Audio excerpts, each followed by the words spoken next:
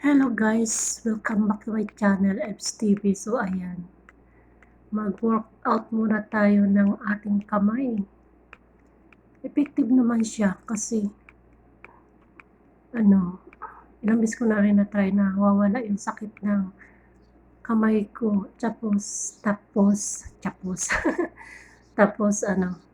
yung tawag dito, yung pamamanhid. Alam niyo na, masyadong bubog yung ating kamay sa trabaho. Maghapong walang tigil ang ating mga kamay, kawawa naman ang pinakakawawa talagang part ng ating katawan ay yung kamay. Kasi yan talaga yung ating walang tigil na pagtatrabaho, 'di ba, yung kamay natin. So, minsan talagang napapasma ka na rin. Ayan. Maganda siya. Medyo masakit lang sa pulso pag yung medyo banda sa pulso, medyo masakit lang siya pag sa una at saka yung tawag dito, pagpatagal.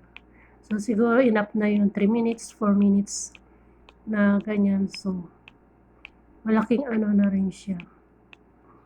Malaking bagay, effective siya. For me, effective siya sa ng kamay kasi parang naano yung ugat ng kamay natin, nababanat. Dahil pasmado na sa kakatrabaho.